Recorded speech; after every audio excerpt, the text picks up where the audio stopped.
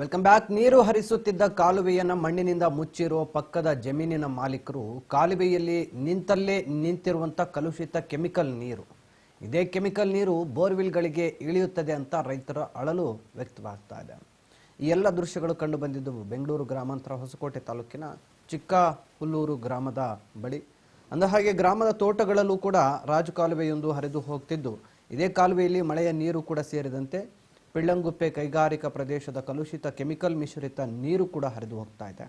ಆದರೆ ಗ್ರಾಮದ ವೆಂಕಟರಾಯಪ್ಪ ಮಕ್ಕಳು ಸರ್ವೆ ನಂಬರ್ 73ರ ನಂತರದ ಜಮೀನಿನಲ್ಲಿ ಹಾದು ಹೋಗಿರುವಂಥ ಕಾಲುವೆ ನಮಗೆ ಸೇರಬೇಕೆಂದು ಮಣ್ಣು ಹೊಡೆದು ಮುಚ್ಚಿ ಹಾಕಿದ್ದಾರೆ. ಇದೀಗ ಕಾಲುವೆಯಲ್ಲಿ ಹರಿತಿದ್ದಂಥ ಕಲುಷಿತ ಕೆಮಿಕಲ್ ನೀರು ನಿಂತಲ್ಲೇ ನಿಂತಿವೆ. ಜೊತೆಗೆ ಕಲುಷಿತ ನೀರು ರೈತರ ಬೋರ್ವೆಲ್ಗಳಿಗೆ ಇಳಿತಿದ್ದು, ರೈತರು ಅಧಿಕಾರಿಗಳ ವಿರುದ್ಧ ಆಕ್ರೋಶವನ್ನು ವ್ಯಕ್ತಪಡಿಸಿದ್ದಾರೆ.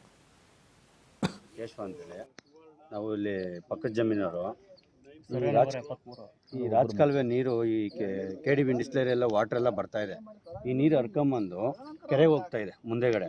ಇವರು ಈ ಪಕ್ಕದ ಜಮೀನವರು ತಡೆ ಮಾಡಿ ನೀರನ್ನೆಲ್ಲ ನಿಲ್ಸಿದ್ದಾರೆ. 10 ದಿವಸ ಆಯಿತು. ನಾವೆಲ್ಲ ಕಂಪ್ಲೇಂಟ್ ಕೊಟ್ಟಿದ್ದೀರಿ ತಹಶೀಲ್ದಾರ್ಗೆ, ಪಂಚಾಯತಿಗೆ ಎಲ್ಲ ನಾವು ಅರ್ಜಿ ಕೊಟ್ಬಿಟ್ಟಿದ್ದೀರಿ.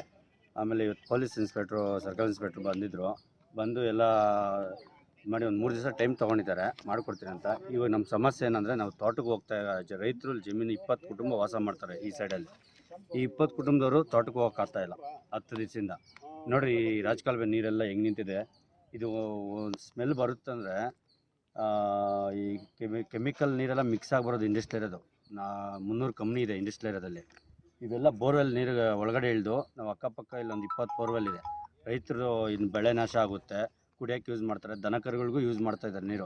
ಈ ನೀರನ್ನು ಬೋರ್ವೆಲ್ ಒಳಗಡೆ ಹೋಗಿ ಬಂದು ನಾವು ಕುಡಿಯೋಕ್ಕಾಗುತ್ತಾ? ನಮಗೆ ಈ ತಡೆ ಹಾಕಿರೋದು ಸ್ವಲ್ಪ ಬಿಡುಗಡೆ ಮಾಡಿಸ್ಕೊಡ್ಬೇಕು. ನಮಗೆ ತೋಟಕ್ಕೆ ಹೋಗೋ ದಾರಿ ಮಾಡಿಕೊಡ್ಬೇಕು. 20 ಕುಟುಂಬ ಇಲ್ಲಿ ಅನ್ಯಾಯ ಆಗ್ತಾಯಿದೆ. ನಮ್ಮ ಬೆಳೆಗಳು ಕೈಗೆ ಬರಲ್ಲ. ನಾವು ಕಷ್ಟಪಟ್ಟು ಇಲ್ಲೆಲ್ಲ ಬೆಳೆಗಳು ಗೊತ್ತಲ್ಲ ರೈತರ ಕಷ್ಟ ಹೆಂಗಿರುತ್ತೆ ಅಂತ. ನಾವು ಈ ಕಷ್ಟಪಟ್ಟು ಹಗಲು ರಾತ್ರಿ ದುಡಿದು ಈ ಹೂವು ಇದು ಬೆಳಿತಿದೆ, ದನಗಳಿಗೆಲ್ಲ ಮೇವು ಬೆಳ್ಕೊತಾ ಇದ್ದಾರೆ. ಇದಕ್ಕೆ ನಮ್ಗೆ ಅರ್ಜೆಂಟ್ ಒಂದು ಪರಿಹಾರ ಮಾಡಿಕೊಡಿ, ಇಲ್ಲಾಂದರೆ ಬೆಳೆಗಳೆಲ್ಲ ನಾಶ ಆಗುತ್ತೆ. ನಮಗೊಂದು ಪರಿಹಾರ ಬೇಕಂತ ನಿಮ್ಮಲ್ಲಿ ಮನವಿ. ರಾಜಕಾಲುವೆ ಹರಿತಾ ಇದೆ ಸರ್. ಅವರು ನಮ್ಮದು ಅಂತೇಳಿ ಅಡ್ಡ ತಡೆ ಮಾಡಿದ್ದಾರೆ.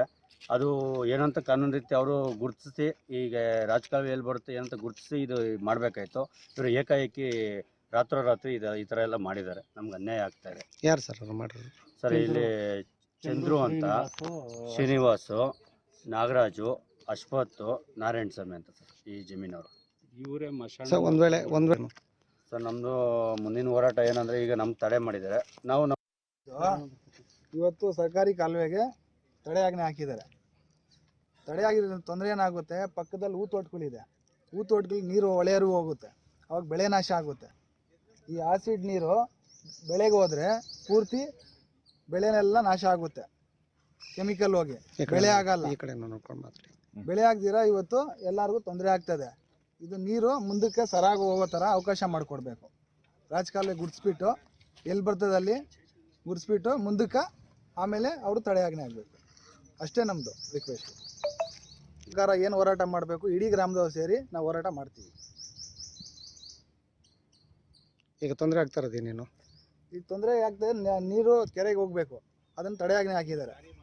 ಈ ನೀರು ಹೋಗಿಲ್ಲ ಅಂದರೆ ಇಲ್ಲಿ ಅಕ್ಕಪಕ್ಕ ರೈತರ ತೋಟಗಳಿಗೆ ನೀರು ಹೋಗುತ್ತೆ. 20 ಕುಟುಂಬ, 20ರಿಂದ 50 ಕುಟುಂಬ ಇದೆ. ಈ ಕಡೆ ಒಂದು 20 ಕುಟುಂಬ ಇದೆ, ಈ ಕಡೆ ಒಂದು 50 ಕುಟುಂಬ ಇದೆ. ಎಲ್ಲ ಕುಟುಂಬಕ್ಕೆ ರೈತರಿಗೆ ಬೆಳೆ ನಾಶ ಆಗುತ್ತೆ. ಈ ನೀರು ಒಳ ಹರಿವು ಏನೋ ತೋಟಗಳಿಗೆ ಹೋದರೆ, ಬೋರ್ವೆಲ್ಗಳು ಹೋದರೆ ಅಂತರ್ಜಲನೂ ಆಗುತ್ತೆ. ಇದೇ ನೀರು ಭೂಮಿಗೆ ಅಂತ ಬೋರ್ ನೋಡಿ, ಅಲ್ಲಿ ಬೋರ್ ಇದೆ, ಬೋರ್ ಒಳಗಡೆ ಹೋದರೆ ಪ್ರತಿಯೊಂದು ಬೋರ್ಗಳಲ್ಲಿ ಕೆಮಿಕಲ್ ಮಿಕ್ಸ್ ನೀರು ಬರ್ತದೆ. ಅದನ್ನು ನಾವು ಕುಡಿಯೋದ್ರಿಂದ ಸುಮಾರು ಜನಗಳಿಗೆ ತೊಂದರೆನೂ ಆಗ್ಬೋದು.